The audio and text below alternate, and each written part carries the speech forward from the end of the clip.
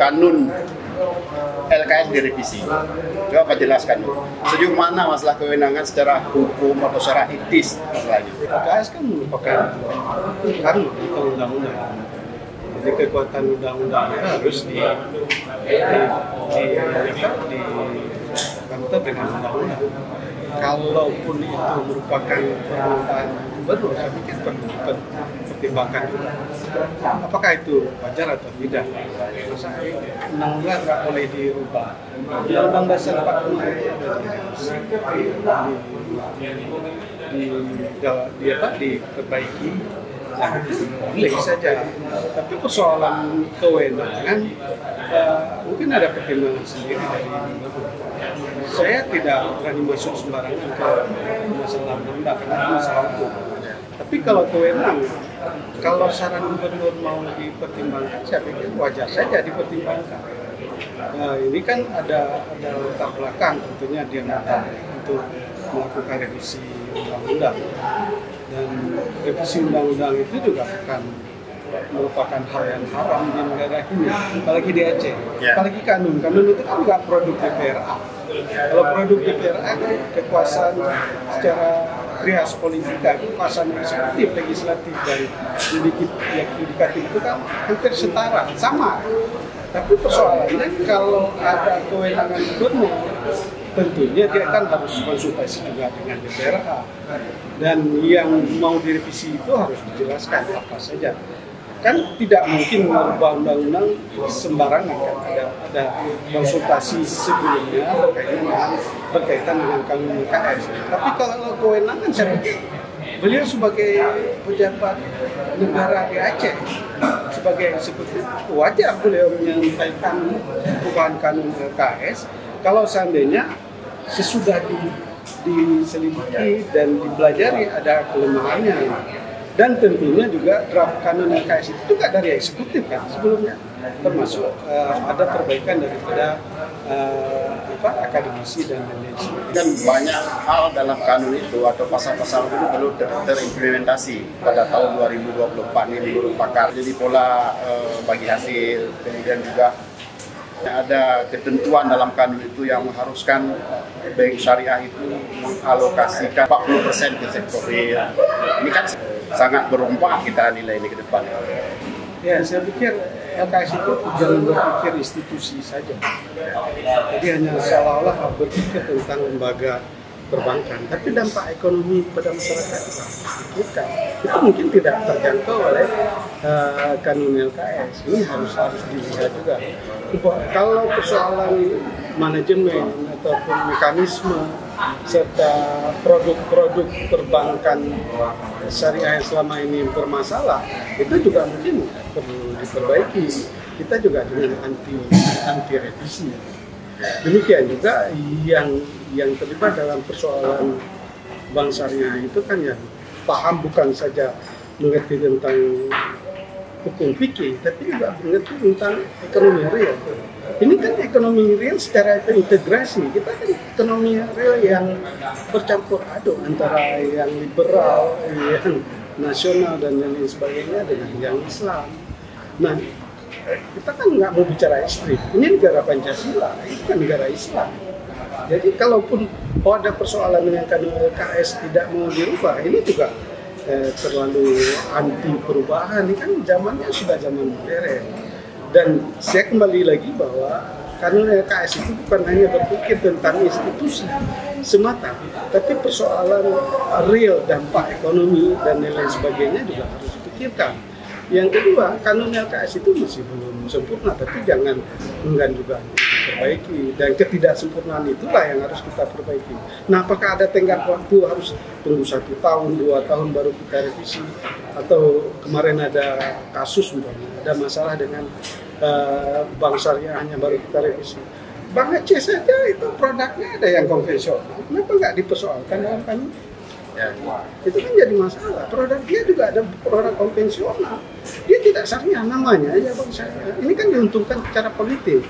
Itu kan era sesudah pada saat Orde Baru, pemimpin negara dekat dengan Islam, maka hadir bank Islam atau bank syariah di Aceh. Saya pernah belajar tentang bank Islam. dan belajar tentang perbankan Islam, moneter Islam itu tahun 92, persiapan jadi satu direktur. Untung saja nggak jadi, karena mungkin saya sudah hukum juga soal itu.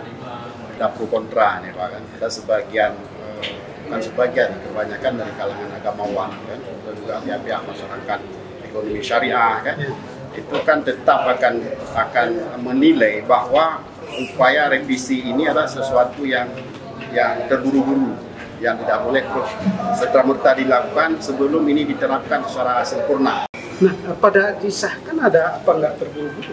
Saya pikir juga tidak berkonsultasi dengan semua pihak, semua elemen yang ada di Aceh. Apa nggak terburu-buru juga? Sama juga kan? Kalau tuduhannya revisi terburu-buru, pada saat pengesahan apa nggak terburu-buru? Karena tidak semua elemen yang mengerti tentang persoalan Aceh di persoalan real di Aceh itu tidak terlibat dalam penyusunan LKS itu. Ini juga harus terbuka. Kita awes lah, harus bijaksana sedikit. Jangan cepat sekali menuduh nanti yang revisi terburu-buru atau yang minta revisi anti syariah. Itu kan nggak bijaksana cara berpikir seperti itu. Kenapa tidak? Ya, apa saja kan nanti bisa ditampung, bisa diterima. Kalau nanti terlihat terlalu sibuk anggota legislatifnya, kita beri masukan ini yang perlu direvisi. Kan tidak disuruh rubah semua atau tidak dikatakan hapuskan kanun LKS, kan tidak, tapi kan revisi. Saya pikir setiap produk undang-undang itu perlu revisi sesuai dengan zamannya. Demikian juga janganlah terburu-buru menyatakan orang yang minta sama juga saya tuduh juga jangan terburu-buru menyatakan orang yang minta direvisi itu seolah-olah terburu-buru. Pengesahannya juga saya pikir terburu-buru, nggak ada yang secara penuh melibatkan berbagai kalangan intelektual, akademisi dan masyarakat luas, termasuk masyarakat yang praktisi ekonomi, praktisi perbankan. Jadi jangan juga terlalu eksklusif pada saat diminta revisi sudah dikatakan buru-buru. Lama ini kan seolah-olah kita eksklusif, tidak inklusif. Tapi memang sejauh ini Pak kan masyarakat tidak melihat butir-butir apa yang akan direvisi, tapi paling tidak yang menonjol itu adalah mengundang kembali Bank Conven. Itu saya pada saat sebelum bank konvensional keluar itu, karena peringatannya 3 bulan sebelumnya sudah diingatkan oleh sekda yang lama. Sudah itu mereka keluar 1 minggu sebelum keluar, saya dipanggil wawancara oleh TV komunitas nasional dan saya katakan rugi, secara ekonomi rugi. Berapa banyak uang rakyat Aceh yang hilang dirampok oleh bank itu kan hilang begitu saja, tidak ada pertanggungjawabannya. Minta sama siapa rakyat? Betul hilang uangnya.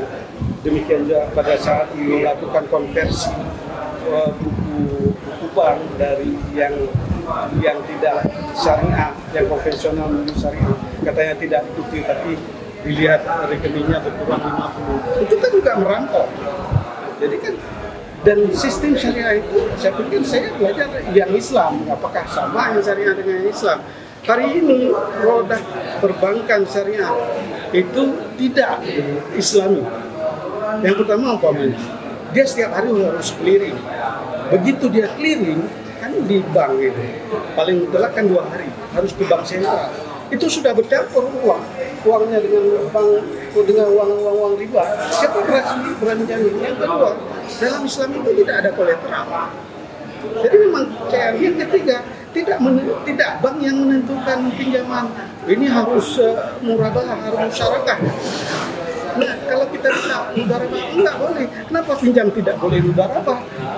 Tabungan boleh mudarabah. Itu kan zalim menurutnya. Bank Islam yang zalim, bank syariah yang zalim.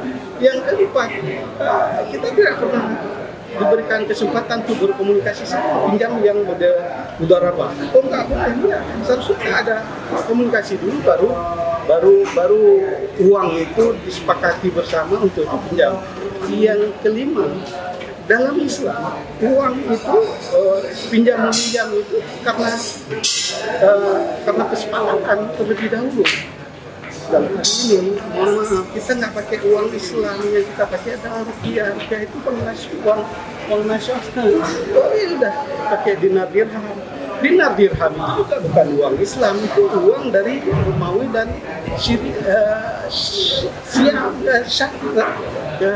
Romawi dan Syam, kan, kerajaan Syam. Jadi bukan Islam. Pada saat